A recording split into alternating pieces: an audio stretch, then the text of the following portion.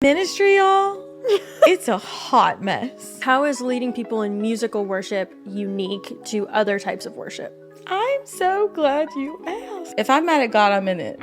I'm in it with him. I'm just mad. What advice do you have for other worship leaders? Let him absolutely wreck you.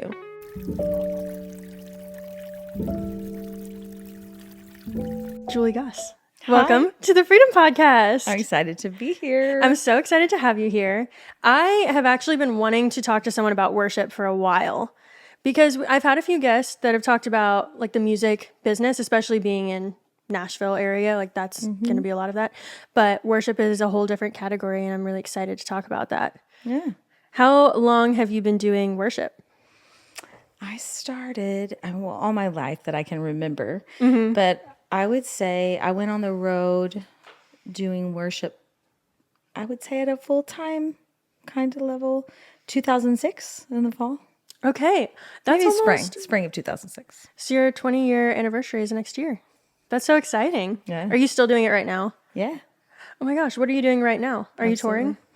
I do several different things. Okay. I've been traveling with Beth Moore since 2006. Okay. And she's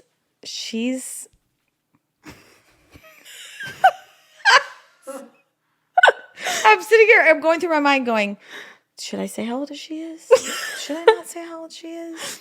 But yes, she is looking like she's 30. Love I'll that. just say that. But Love she's that. not. And so we're not going to be able to do it forever. Yeah. And so I don't know when that's going to happen, but I'm still traveling with her. And Travis Cottrell is her main worship leader. Oh, that's awesome. Yeah. That's so fun. Yeah. So he's like a brother to me, and we've been doing that. And then I go out with Travis sometimes on tours or bus tours or Christmas tours. And I am on staff at Conduit. And so I lead worship there. That's awesome. Yeah. Are you pretty much gone majority of the week then? Oh, no. Oh, okay. Do you still have any kids at home? Not anymore. So are you working like a full-time job now? Yeah, pretty much. With the worship stuff? Like all the work that I do is contract work. Okay. So I get hired to do a certain event, and then I do that event, and then it's done. And I do sessions, and so I work for different producers, and I like that. That's so nice. You can choose what to say yes to and what to say no to. And when you're tired, you don't have to say yes. That's so nice. Yeah. What are some of the difficulties that are present when your job is to worship? I don't know. I mean, besides the practical, I mean, I think it's the best job that I could ever have. Yeah. I love it more than anything. And just the thought that you get to worship the Lord, you get to invite other people to do it, and you're proclaiming eternal truths that will never die all the time. Yeah. With other people and inviting them to do it too. It's very powerful. It's very grounding. It's very faith building. Yeah. And I love doing it. So, I mean, the challenges that you would face are usually technical. Like just if you can't hear well. Yeah. Like musically, that kind of stuff. But Does the that worship itself. Does that ever pull you out of it when you're on stage and you're like, well, my in-ears aren't working? For sure. For sure. Yes. Gotcha. Yes. What do you do when, I feel like I hear this a lot from people that sing on like worship teams. They're like, well, my heart's just not in it right now. Like, oh, I'm mad at God right now, so I can't worship. What do you have to say about when your heart just, quote unquote, isn't in it? That's a hard question too, because it always feels in it. If I'm mad at God, I'm in it. I'm in it with him. I'm just mad. And we're wrestling and working it out. If I'm sad, I don't know. Worship is something that it's a journey just like life. And whatever, I don't check my stuff at the door, when I worship. Yeah. I'm not like getting all better so I can go worship. I just come like I am because that's how he loves me. And Yeah. I'm not keeping any secrets from him if I'm mad or sad. And so I worship through it. Yeah. What do you do when you're grieved on stage? Like, have you ever had to walk off stage because you need to cry? Yeah. Sometimes I just stayed on the stage. and cried. Yeah. What are some of the like wow moments that have stood out to you over the last 19 years? Gosh, the first thing that comes to my mind is probably maybe 15 years ago. We were doing a simulcast. I don't even remember where it was, like where we were doing it from. It was an arena, and it was going out to at least 20-something countries, and I remember it being in South Korea at least, and it was going to women's prisons, it was going to military bases, it was going to all kinds of different churches, it was going to people individually that were just watching it alone, and maybe, gosh, I'm don't fact check me, but like in my heart, I think it was at least a couple 100,000 people. I'm not sure, but that's neither here nor there. Like numbers, like he's a one-on-one to all those. But for whatever reason, I just remember when they started the cameras, I've never felt literal weight.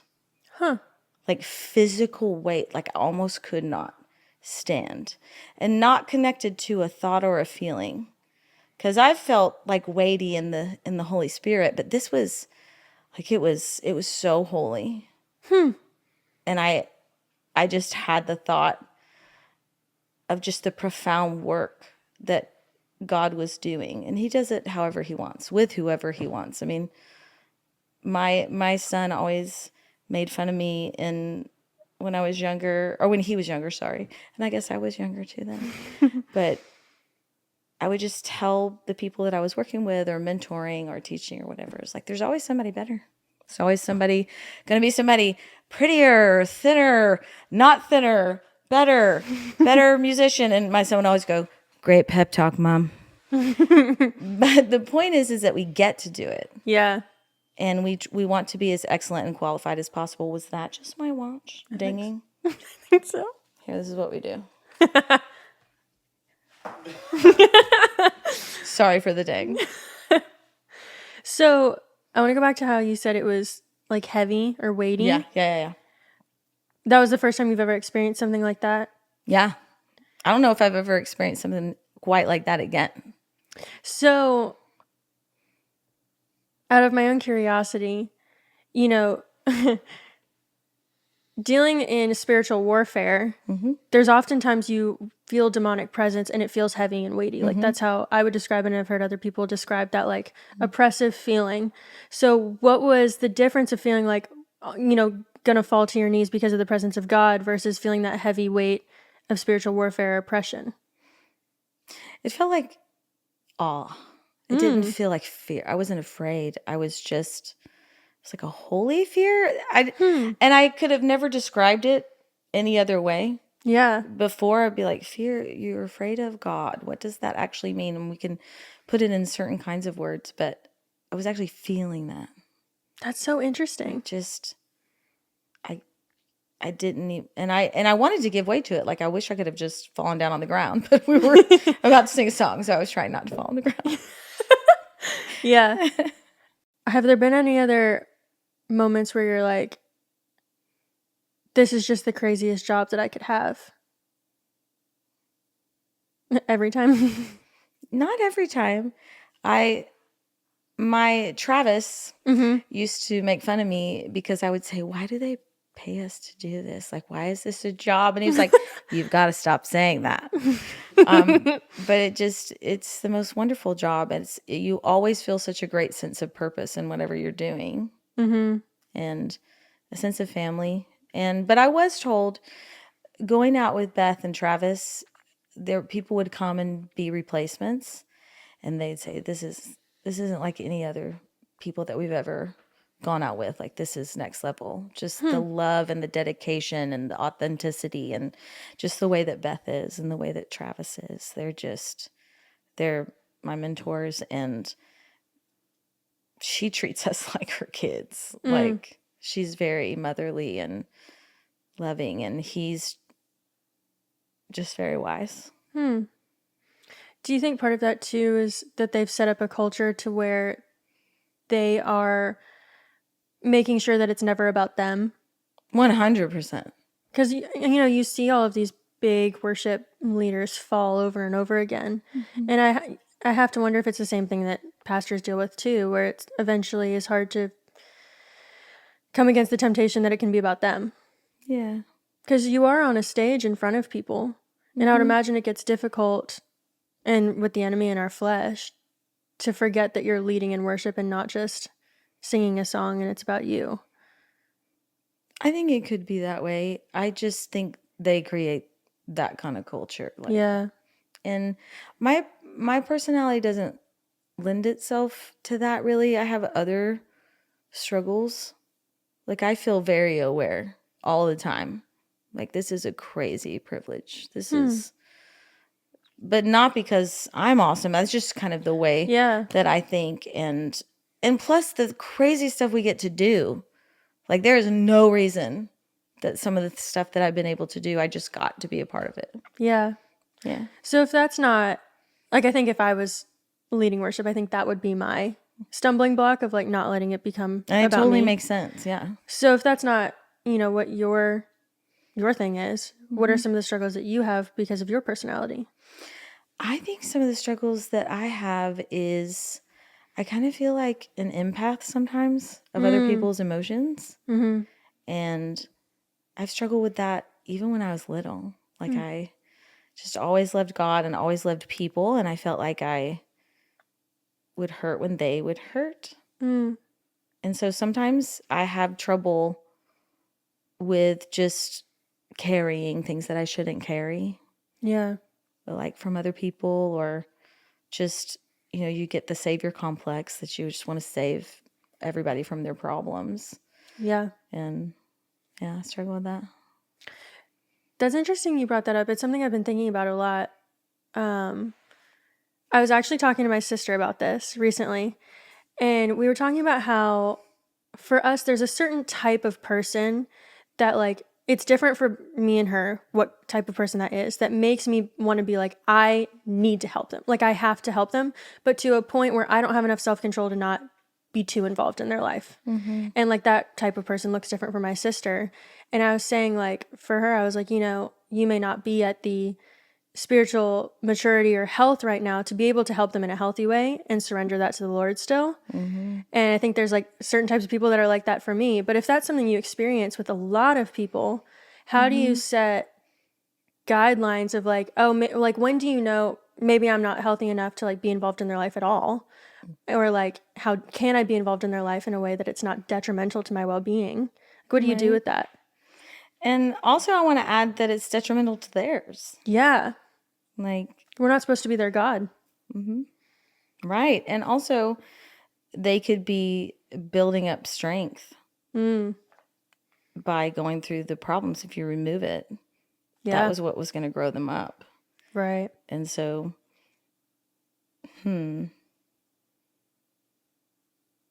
don't know if this really answers the question, but I tend to be drawn to people that are almost there. Mm-hmm. They just might need, because I don't want to do it for them, but I want to set up everything around them so they can succeed. And sometimes I can lose sight that I'm a little bit more excited about their deliverance than they are. Right, right. They're like, I'm kind of good the way I am. And I'm like, no, you're almost there. You have to do it. Yeah. But to answer your question, I forgot it. Like, how do you guard yourself and them? When do you know when to back off and when to keep going? You surround yourself with people that love you and have a genuine understanding of the way that you're wired. Mm-hmm. They're not just going to a default to, you do too much. Don't do that. Like, they understand, hey, I know her well enough that she's probably could still stay in this, even though it seems crazy, or you need to pull out now. Yeah. And just being in the Word, and always, one thing that that Beth always said that made me laugh, she would say, people are like, man, Christianity is just like brainwashing. Like they will always want you in the Word, and they just always want you to be in it all the time. And she's like, yes, wash my brain. Please wash my brain. And so that's how I feel. Yeah. Like just always staying in it so that your brain is straight. Yeah, that's wise. Yeah. To just keep being in the Word. Mm-hmm. Okay, so our whole life is supposed to be worship, right? Yeah. Everything that we do is supposed to be worship. Living sacrifice. Right. Like every act should be a sacrifice. But how is leading people in musical worship unique to other types of worship? I'm so glad you asked. I could really nerd out on the science about it right now. I know that the left and right brain is not as popular of a thing to talk about because we really use our whole brain all the time. But the right brain being the more creative, or just that kind of thinking. Mm-hmm. And then the left brain being more reason, logic. There's something that happens in music that touches us in a certain way. So you combine that with the truth, and then something that goes into like our actual limbic system, or just the part of us that's feeling at the same time. It can heal in a different way. Actually alter your mind. Yeah. Make you think about something differently, which is part of what repentance is. Right. Turning away and turning towards, redirecting. Mm-hmm. That's interesting. Having a revelation of, wow, I really am not doing what I should be doing right now. I didn't even see it. So I just think the combination of truth with music is a very powerful thing. Yeah. So what do you think about, I've heard some Christians say that music is a tool of the enemy because he was supposedly the worship leader in heaven. Do you think all music other than Christian music is evil? Anything that, when people say that, I'm like, take it back. Like, Yeah. if it's being used for evil now, take it back. Yeah. Take it back. Wasn't it, I want to say it was in Acts. I'll fact check myself and put it on the screen if it wasn't. But no, it couldn't have been Acts because Jesus was still alive. One of the Gospels. Okay. But the disciples wanted to eat this food and it had been sacrificed to idols. So they were like, we can't eat it. And Jesus was like, they're not real. Essentially. So what's it matter? Eat the food. Do you kind of feel like it's the same idea? Mm-hmm. Yeah. Everything's a hard issue. It's all relational issue with the Lord. He sees our hearts. Yeah. Do you think that Christians should not listen to secular music? Depends. Depends on what? I don't even think about music like that, like Christian or secular. I just think about the message Yeah. itself. Like what is being poured into your heart? Yeah. Yeah, and what's the statement that it's making, and what does it mean to you? And I mean, I'm a weirdo. I taught a class with kids about worship, and I had them all watch any cartoon movie that they wanted and to look for Jesus in it. That's interesting. What was the most out of the box one? They were watching stuff like The Incredibles and a lot of Disney stuff. They're like, and if you see the PowerPoint, Mr. Incredible is Jesus. I mean, come on. And just so that, no matter what they're doing, it doesn't have to fall into, and I love church. I'm a church nerd. Like if I could live on a pew, the pews are the long things, guys. We have chairs are the long chairs with cushions. They're very uncomfortable, but you could lay in your mom's lap when you were little. Yeah. But if I could live in a pew, I would. I love God's people and I love God, but not everything is like that. Yeah.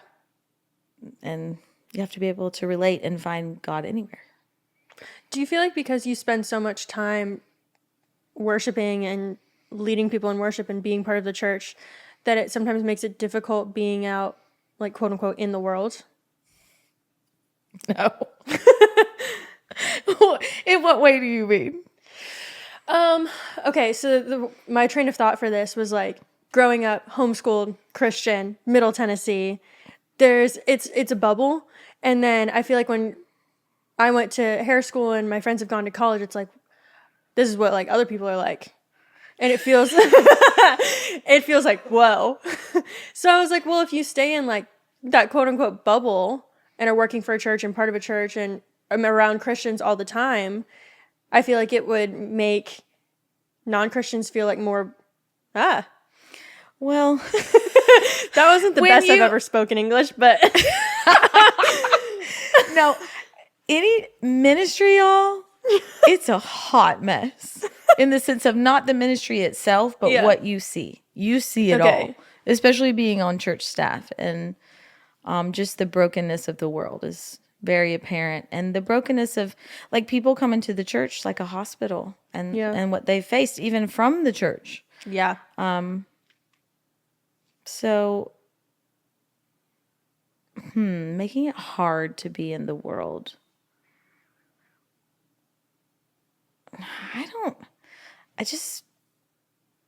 I feel like, I mean, I wouldn't like not being in ministry because I love the purpose of it, but I don't think it makes it hard to be in the world. Kind of makes it exciting because you realize, okay, how about this? Okay. I did this little side job of catering. And I was in the world, and I was just, and nobody there except maybe one person was a believer. Mm-hmm. And I'm here to say Jesus is the best thing going for sure. Yeah. Y'all. I mean, the things that they were dealing with and how absolutely crazy their lives were. I realized that it's almost like in the world that what they worship is their job. Because you have to have a job, right? Right. You have to have money. You have to pay your bills. But their spouse could go. Mm-hmm. Their kids could go. Their friends could go. Mm-hmm. But that job, that was like, I'm worshiping at the altar of how I'm going to pay my bills. What a sad, sad life. Like it just made me so sad. So I guess that was kind of a hard part that made me sad. But it was cool to be able to be with them and give them other options, give them things to think about. Right. Yeah. I feel like you've kind of already touched on this, and you might be like, no, it's the easiest thing in the world. But I would imagine for most people, most people, like serving at church is one part of their life. Mm-hmm. You know, the relationship with God is another part of the life. And then like regular job is another part of the life. Right. Yeah, like I have my quiet time in the morning. I serve at church on Sundays, most Sundays. And then I also like go do my job. Mm-hmm. This is kind of like a combination of it. But for you, it's like all three are essentially the same. Mm-hmm. They're the same avenue. Yeah. So what do you do when, for instance, you're like, there are seasons, I think, when people are better at serving in the church and other seasons where they're just tapped out and like need to be fed by the church. Mm-hmm. Or like, oh man, I really need a break from my job. Yeah. Or like things are hard with your relationship with God. Like, what do you do when that impacts all three of those things? Yeah.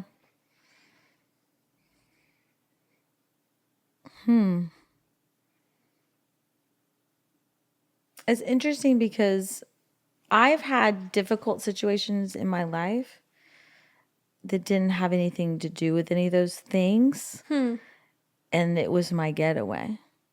Interesting. Like my job and ministry. Not that I was ignoring it, but just that it was the thing that was thriving and giving me life and giving me courage. But if you're ever in a situation where you're in ministry and you're burnout, sit down. Yeah. Like, God does not want that. Yeah. 100%. And I've been really blessed to be with people that fight against that. And the bosses that I've worked with. Yeah. Like, one thing that Beth did was that, which was an incredible privilege and was not so years ago. It's more so now where people are doing stuff all days of the week. But used to, church-like things only happen on the weekend. Right. And they mostly happen on Sundays or Wednesdays. Right. And so if you were going to be in ministry, you didn't get to go to church. Yeah. Like, you're going to miss it. You're going to miss church with your family. You're going to miss church with your kids for God. And she always had us home on Saturday night because she said the local church is super important. This is you pouring out, and then you want to serve at your church, but you also need to be poured into. Yeah.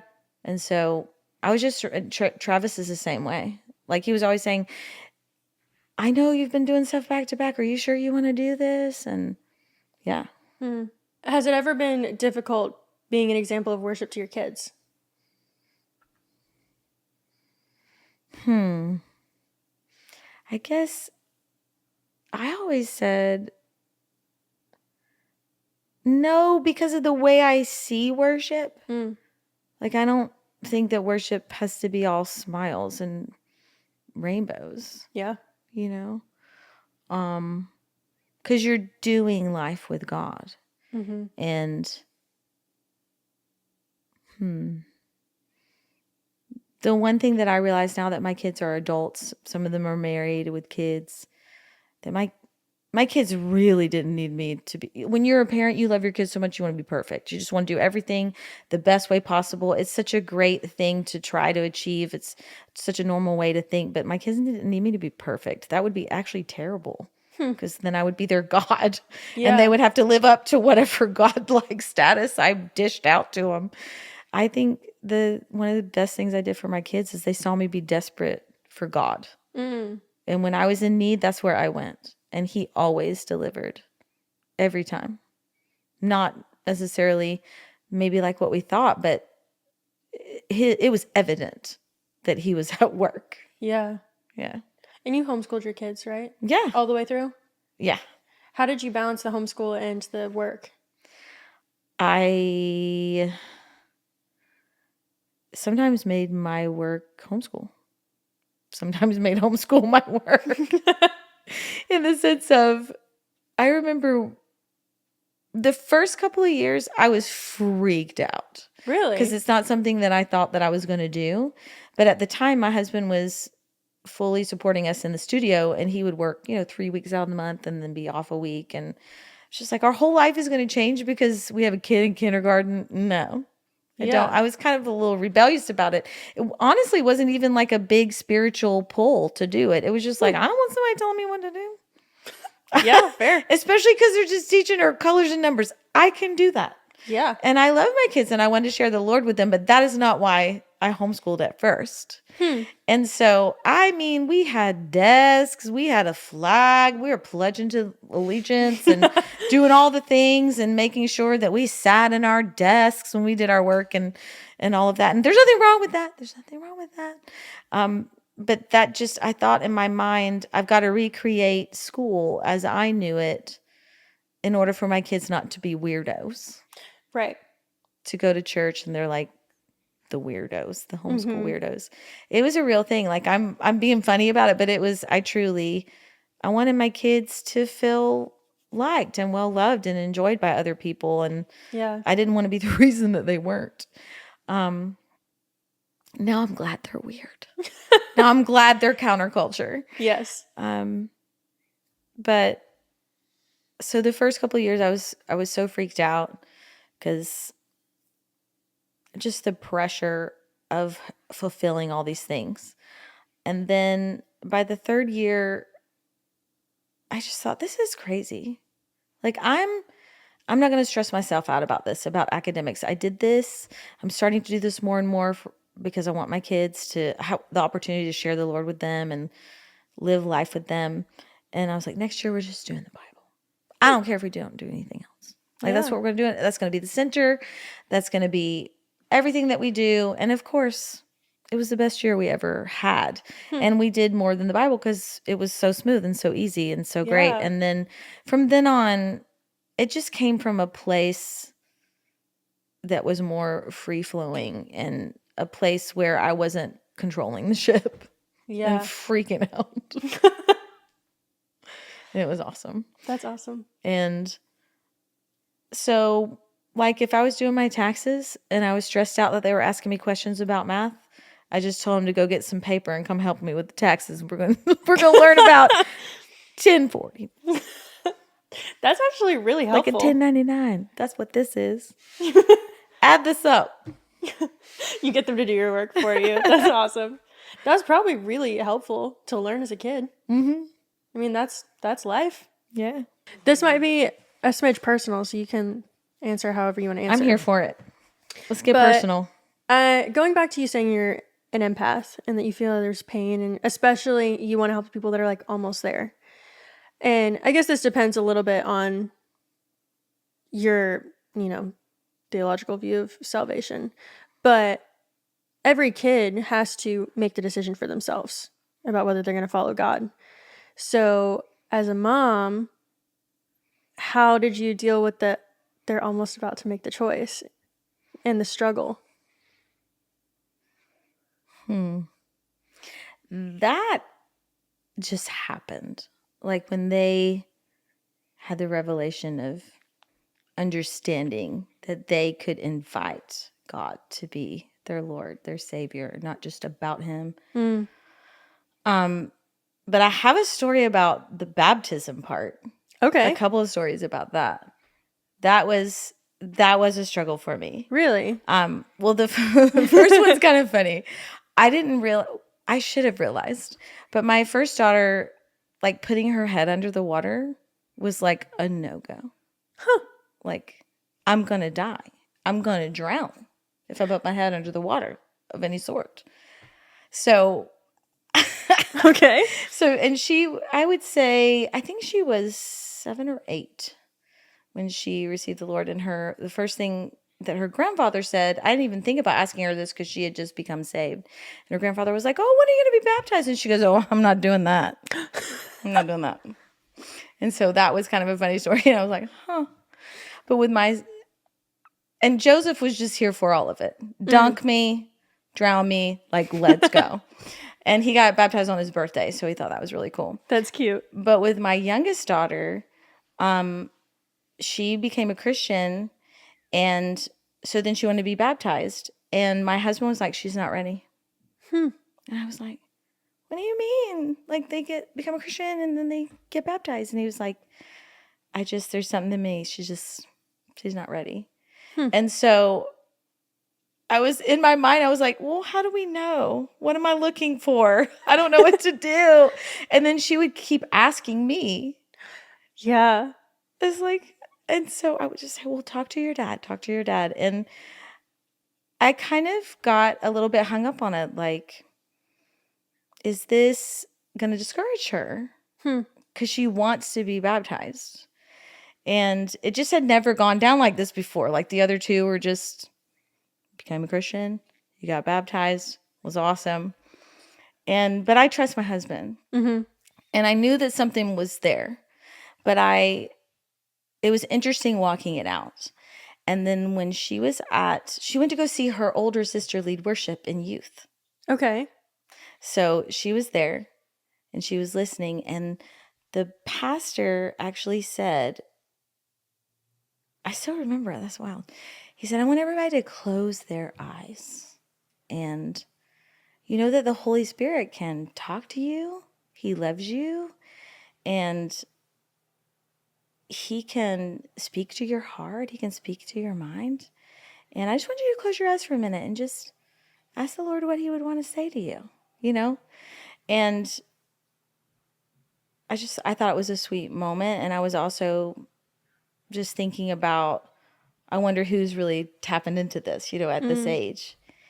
And then they just kept singing. And my youngest daughter comes busting through everybody, running back, because I'm just in the back, just kind of staying out of it, just watching. She comes busting through and she just kept saying, Mom, I get it. And she was probably 9, 10. Okay. And I was like, what? I had no idea, no reference. I didn't know what she was talking about. She was like, I get it. She says, I closed my eyes and I felt like that God was there and He had His arms open and He wanted me to come to Him. And just somehow in my mind, I just thought to myself, it's not about how much I love Him. It's all about how much He loves me. And I was like, well, I'm telling your dad and then you can get baptized.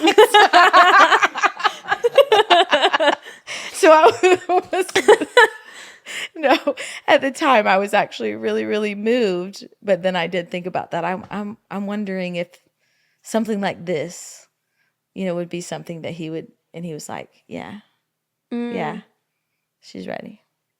That's interesting that he knew. He's like, oh, she just needs a little bit more time. Yeah. And when I asked him like what it was, he just said, I feel like she's just going through the motions. I can look in her eyes and tell there's something that hasn't clicked for her, that needs to click for her personally. Right. I was like, okay. That's so interesting. Speaking of going through the motions, there's, I think there's a good and a bad going through the motions. Like, I've heard, pastors talk about like, oh, don't just go through the motions. Like, you have to be active in your walk with the Lord, which is absolutely true. Yeah. But then there are also times when you don't like feel like doing it. And you have to do the action part of it until your feelings follow. If they do, like sometimes I don't always want to read my Bible or want to worship or listen to the sermon, but I'm going to anyway because love is obedience. Yeah. I don't know if there was a question attached to that, but I think it's just interesting to me that there can be like good and bad going through the motions. Yeah. I agree. Yeah. I think sometimes when I think about like going through the motions, I think about like when you're not feeling grateful and you just begin to thank him. And it's real. It's like you're stirring up something, just like David would stir up himself. And just like people have gratitude journals now, and by the end of it, you're thankful. Yeah. Yeah. But at first, you're just going through the motions. Yeah. I think it's easy to, at least for me, it's easy to fall into like an apathetic version of relationship with God. And I think that can have different causes, but I do think a lot of the time I've forgotten to be grateful for what I have and what he's given me. Yeah, and it's interesting that you talk about apathy too, because I don't know if you've ever read Chip Dodd's book, but he has a chart in his book. I don't know what all of his letters are behind his name, but it's some type of psychology. Okay. He has lots of letters. And it's just a chart about all kinds of different feelings. And he argues that none of them are bad or necessarily good. They're just feelings like hurt, sadness, loneliness, gladness, fear, anger. And one of the things that on the side of the chart that talks about what happens when you lean into God with that feeling, what the gift of that feeling can be, and what the toxic version of that feeling can be. So apathy comes, according to the chart, comes from loneliness. So when people are apathetic about God, they probably feel very far away from him. Probably feel extremely lonely and have not been experiencing things with God. And so, and loneliness isn't not being with people, because a lot of times when people are lonely, you're like, get out there, go to church, go be in a restaurant, don't stay isolated at home. But that's not really going to fix the problem unless you're connecting. And so he argues that loneliness is when you can't experience all these other feelings with someone. Like if you can't share that you're afraid, if you can't, and you feel like they're understanding or caring, or if you have something that you're glad about, you want to be able to share it with someone. Yeah. And that's what makes us not lonely. To feel known. That's so interesting. I hadn't ever thought about that. So when you said apathy, it just made me think of that. How that, when somebody's just like, whatever, they're probably really lonely. Probably. And they haven't been sharing the deep parts of themselves with someone that they trust. Yeah. Yeah. What does trusting God with your emotions look like?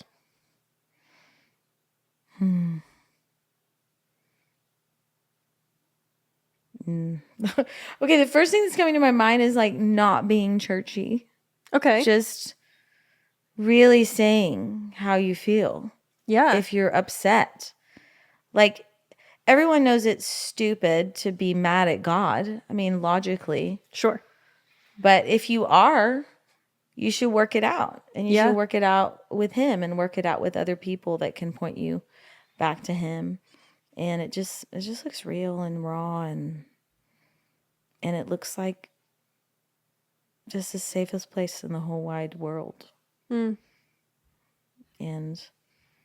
it makes me, that's one of the things as a person that feels like an empath, it makes me sad when people don't feel safe with God, because that is the biggest lie. Yeah. It's such a lie. And where are you going to go? Nowhere. There is nowhere to go. Like, I've actually yelled at God about that. Like, look at this. Like, I'm so upset with you. Where am I going to go?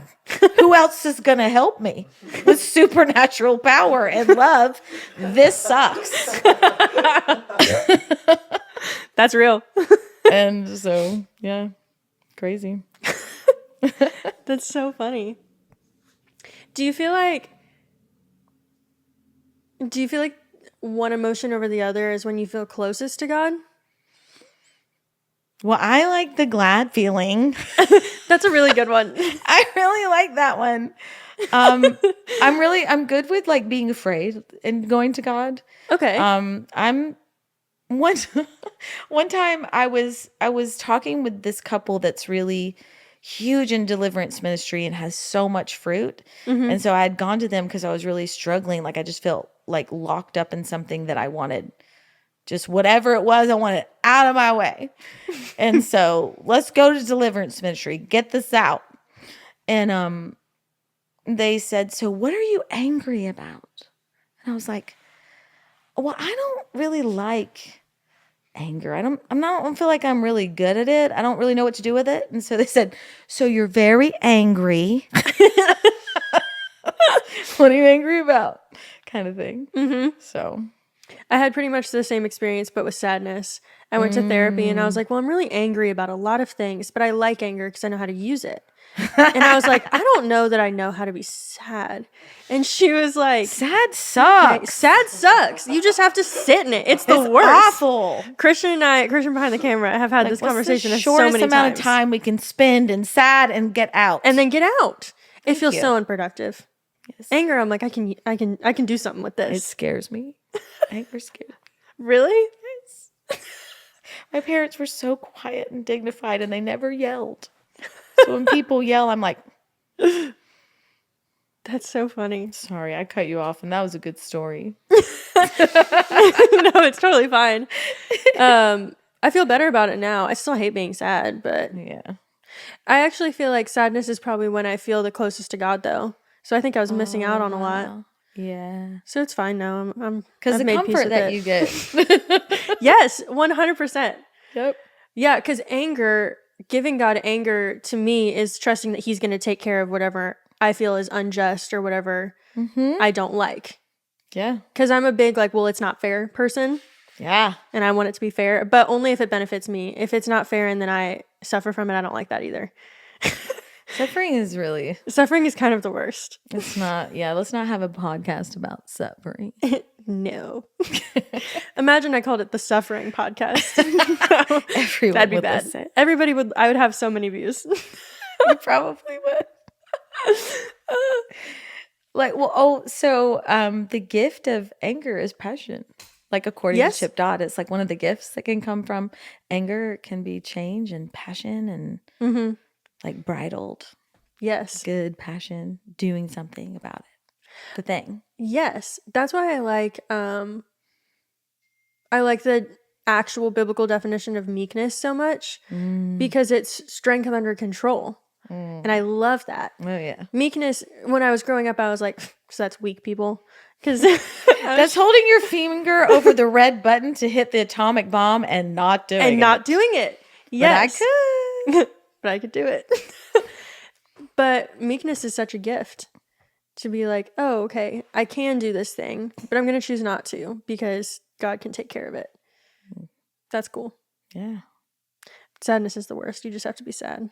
Yeah. Until it stops, I guess, eventually. Yeah. But like you said, though, that the gift of it is comfort. Yes. Like if you lean into Christ. Mm-hmm. Because, and I guess I've said a lot of these things other places, but pain not leaning into Christ is just pain. Mm-hmm. It's awful. Mm-hmm. But leaning into the Lord pain can become something so beautiful, but I don't like it. And I want it to be as quick as possible. Yeah. Yeah. Yeah. With the learning God as comforter, that was an attribute of God that I had not experienced yet. And I feel like whenever I go through new things, I get to experience a different attribute of God. Mm-hmm. So I'm curious, what attribute or characteristic of God do you feel like you're learning right now? Oh, that's a great question.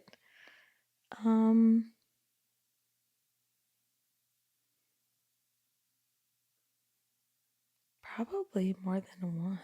Mm-hmm. I would just say his other thanness, like his holiness. And just experiencing the fear of the Lord, like what we were talking about before, just that heavy of just mixed with his patience. Like he's been so patient. And yeah, I'd say those are the two. What advice do you have for other worship leaders that we haven't already talked about? Advice for other worship leaders. Let him absolutely wreck you. Like just let him do whatever he wants. Because even if you're scared about it or sad about it, you won't be when he's done. Ever. Anything that I have, any measly, ridiculous offering that I was white knuckling that I opened my hands for, what I got in return was everything. And I was always just, why didn't I do that sooner? Like anything that he does, he just wants you to be more free and more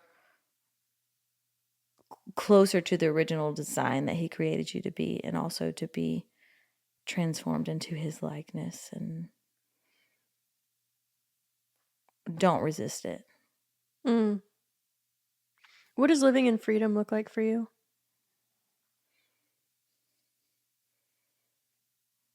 Well, there's only one, like there's not going to be another one of you ever. Like there never was. Like that's kind of mind-blowing when you really think about it. Yeah. Right. And not on the earth right now, and not ever. And you can choose to engage in being who God made you to be or not. And so I think it's just engaging in authentically in who he created you to be by the strength of the Holy Spirit and the Lord.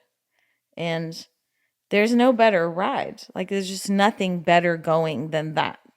Yeah. And it's like the toughest job you'll ever love. Like it's hard, but anytime it's hard, it's always worth it. Like what else can say that? Right. And the joy is pure and real. Like in the world, sometimes the happiness that you get comes with a price. Yeah. And regret. Yeah. And doesn't last. And I loved Jesus when I was 8 years old.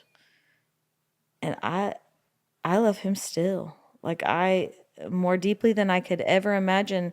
And there are things that I thought I wanted with all my heart, 17, 25, 35, 42. I don't even remember what they were. But he's everything. Have you ever had to grieve things that you've given up? Yeah. Oh, yeah. Yeah, for sure. And it's kind of what built my faith, because I thought I didn't know how he was going to make that right. Like, how are you going to make that right? And he does. Yeah. The redemption is crazy. Yeah. That's beautiful. Yeah. And some of the stuff I grieve that I don't know if I'll see it in this life. Like, I don't know if it'll be fixed. I don't know if it'll be different but I know it will be. Like, I've seen him just do things over and over. Like, you get to know him more and more, like you would a friend, like a person, like an actual person. Like, it grows deeper. Yeah. And it never gets old. No. It's going to be so fun to worship in heaven. Yes. We're going to have a great time. Yes. Yes. Do you think that'll be your job in heaven? Oh, I hope so. I hope so. I mean, it would make sense that it would be. That people would continue to do whatever gifts that he gave them here.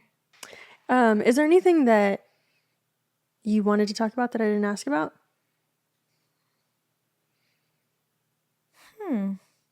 I guess what I would want to talk about is I just really would want to encourage people not to give up. And to be willing to face their demons. I've seen so many people, like what we were talking about before, get to that place where they're almost there. But they feel like if they really face down the thing deep inside of them that's holding them back, that it'll kill them. Yeah. Or it'll make them worse than they are now. Like, so the price of freedom would be to be even, like, they're barely hanging on. But if they had to go through that, they would just be even worse than barely hanging on. And that's what they would be left with. Like, that is horrible. Yeah. That is horrible. And he would never, ever leave you like that. Yeah. And you just can't do it by yourself. Like, don't try to not give up by yourself. You have to lean into God for it. And so I would just encourage people not to give up on basically what he says, don't forget my benefits. Don't forget any of them. And lean into me. Preach my word to me. Tell me what I said. And not for what you want, not for what you think you ought to have, but for the glory of the Lord and for what he made you to do. That's good. I'm feeling the encouragement. Good. Yeah. Don't give up. Thank you so much for doing this. Yeah. I'm so happy that you came. It was awesome. And go listen to worship.